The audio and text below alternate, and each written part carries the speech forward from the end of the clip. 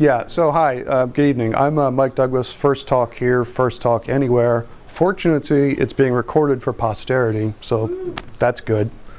I'm a network engineer. I can't code or do pen testing or anything like that, so I'm pretty much going to be talking about router stuff tonight. I actually found this online somewhere and kind of laughed at it and figured it would be good to explain why it's an amusing joke. IP Unreachables, or in particular no IP Unreachables, is a router hardening command I see a lot of times. I've worked most of the past 10 years either in a DoD or a DHS type environment, and they use a lot of the same security templates, and it has some negative consequences, so I wanted to kind of explain some of that to you. So just to talk a little bit about ICMP, I mean, it's pretty much just for error reporting. It's not something that typically carries data or anything like that. Most people are familiar with ICMP, probably mostly from ping and traceroute and things like that. But there's a number of other things it does also. And I'm only concerned with ICMP as it pertains to v4 tonight.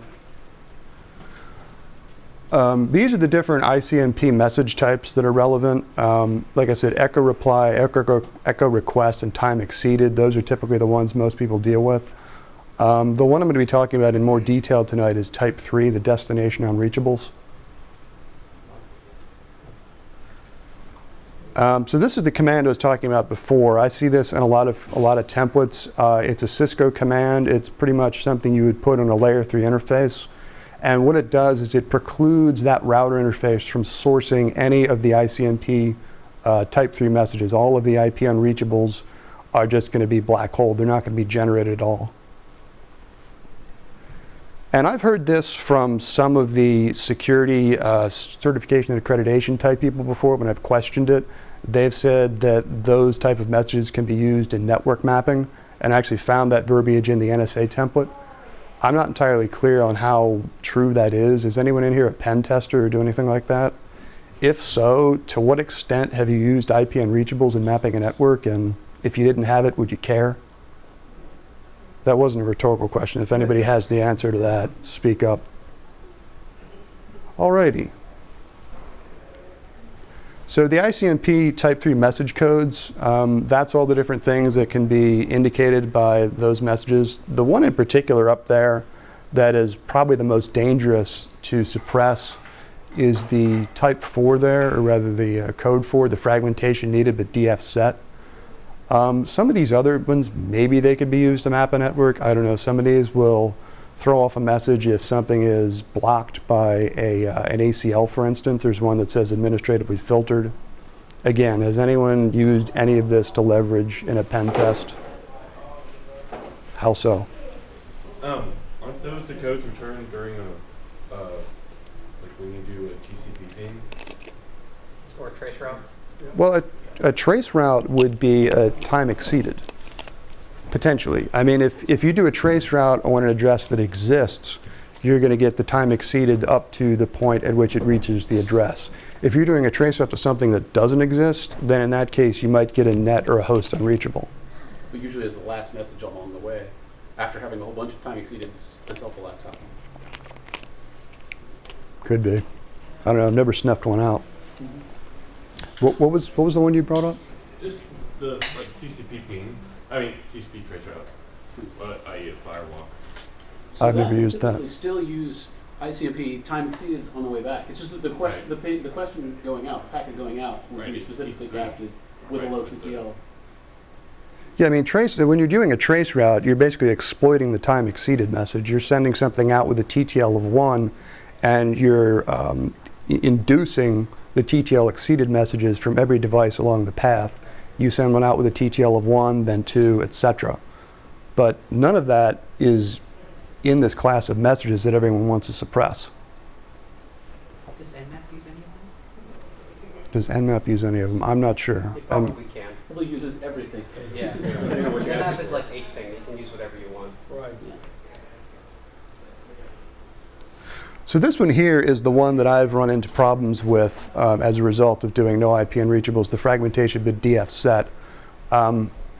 If you've got a packet that's too large to transmit, what's supposed to happen is the router is supposed to generate an ICMP message back to the end host with what's referred to as an MTU hint in there, telling it what you need to reduce your size to. VPNs are going to create that. Because if you've got a VPN, you're going to be adding a couple different headers on top of it. So if you've suppressed that message and you've got a VPN, you can cause trouble. And just to illustrate that, here's a quick diagram of two hosts and a couple routers in between. And let's say we've got between R2 and R3, we've got an IPsec GRE tunnel, and we're going to add 66 bytes of overhead to it. So host A, if they put out something that's 1,500 bytes, R1's going to transmit it, R2 is going to take it in. When it applies the overhead to it, it can't put it on the R2 to R3 link. That's when it would drop it, and it would send a message back to host A, including the MTU that it needs to reduce to. That's the same just for straight PPOE too. Well, yeah. Yeah, any kind of encapsulation or... Yeah, PPOE overhead is certainly one of the examples. I mean, I picked this because, you know, there's a lot of VPNs in government networks, and these are the people that want to apply this hardening command. But yeah, PPOE is another good example. So the MTU is explicitly communicated to be the lowest MTU for the entire path, not just from like trying to bottleneck it from one step onward. Well, it's gonna give you the MTU for whatever host can't put it on the next wire. Yeah. Well, let's say for some reason R3 to host B had an even smaller MTU. First you get an error because R2 couldn't send it, and then if you ratchet it down to make R2 happy, then it got to R3, you get a different error from R3 saying no, it has to be smaller still. So Right. Lowest common denominator. Eventually, yeah. Gotcha. So this is what happens if you've suppressed that error message. You create the condition known as the path MTU black hole. And you've kind of entered a world of pain at that point. Because when you're dropping the packet and not notifying the end host, it's very difficult to locate and troubleshoot that. Because you've got a condition where it's going to be down to a given link, a given packet size, whether you've got DF set on the IP packet or not. And like the DF flag being set is an OS specific thing. Some of them set up by default, some of them don't. You'll drive yourself nuts trying to figure it out, because if you try and ping it, a ping packet goes out by default at a very small size and it doesn't have DF set. So you'll be able to ping it. If you start sniffing it, you'll see your TCP three-way handshake set up, because that's very small. It'll only come into consideration when you've got a large packet plus the DF bit set and a link with a smaller than typical MTU. There are a bunch of different ways that you can fix that if you're stuck with having that no IP Unreachables command on there. Cisco routers support a number of things. You can set up a route map that'll clear DF. You can use the TCP MSS adjust. But I just don't see the utility in messing around with the standards-based method of reporting that error. What's MSS stand for? Maximum segment size, that's kind of like MTU is kind of a layer 3 type thing. The TCP MSS is more of like a layer 4. That's how much data you can stuff in the packet after the TCP header's in place. That can be rewritten on the fly with that TCP MSS adjust command on a router. So yeah, I would advocate letting the standards-based error correction method do its thing. If you really have a compelling reason to mess with some ICMP stuff, you can use what's called control plane policing on a Cisco router. That uses pretty much the same syntax as QoS maps. I don't know if you ever mess with those, but the Cisco QoS interface essentially has a couple of steps to it. You're going to select some traffic, and then you're going to take some kind of an action on it. And there's a bunch of different ways to select it, a bunch of different actions you can take. Back one slide real quick. I see you had a question on like figuring out the MTU on Linux or Mac. I know on Linux there's a command, I don't think it's by default in distros much, but it's a really old command. It's called pchar. I think stands for path characteristics. That will help you figure out where the bottleneck is in your MTU across the network. Yeah, I may have glossed over that point. There is, I don't know if it's a standard, like an RFC standard, but I think in Windows there's some kind of an option in the registry that you can turn on to detect path MTU black holes. May or may not be in your operating system, may or may not be turned on by default. I don't know if there's a Linux or a Mac equivalent. Is that what you're referring to? It's one of those apps that might be able to do that. I used to use it a lot to see what the maximum throughput of a link was, and it would show you exactly like this hop here is where your bottleneck is, whether it's because the MTU is small or just because it's got a slow link. It Sure. does not seem to come standard. Okay.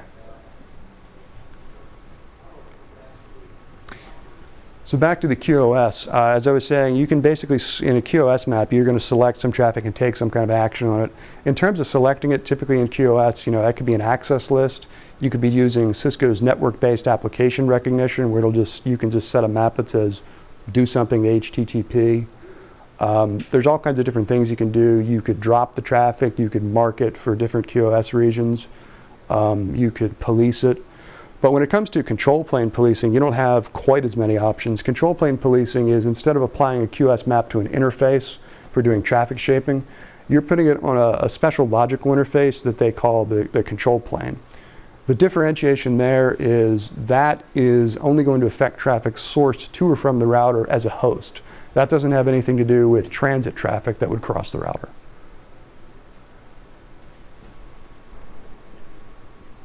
That, which you probably can't read, is actually an example of a control plane policing policy. There's 3 class maps there. There's a good ICMP, a bad ICMP, and an all ICMP. Each one of those reference an access list. And once you get into ACLs, you can be as granular as you want. You can specify different types of IP or ICMP. You can specify source networks, destination networks, etc. And you can take different actions based on each of those. I think in this example, down at the bottom, it's good traffic is going to be permitted, bad traffic is dropped, and then there's a default ICMP policy which is going to do a police on whatever's left. And again, you can do whatever you want. That is a scalpel versus a hammer like the NoIP Unreachables command. This scenario can come up with a bunch of different ways. You can put yourself in a path MTU black hole, either by firewalls, or you can set things in Windows that will discard the messages. You could have overzealous host firewall rules. There's more ways to get into that than just NoIP Unreachables on a router. So I would advocate not using this command at all. I would advocate, if you have to do something, use control plane policing. Does anyone in here do certification and accreditation for DoD or DHS networks that could speak to why things are requested to be done the way they are? Politics. It's about compliance, not security. At one point, it was written into the STIG. Nobody's ever bothered to challenge it or change it. All right. However, with the adoption of SRGs, you may want, if you've got any friends at Cisco, because this is leaning more and more on the vendors to develop the SRGs for specific products. They come under a STIG to get them to put that in their SRG inputs. Okay. What's SRG? System Resource Guide. Security Recommendation Guide. Security Recommendation Guide, there you go. I just read these things, I don't know what they're called. All right. Is that different from the NIST 8500? Yes. Okay. Yeah, it's DOD. Oh, okay.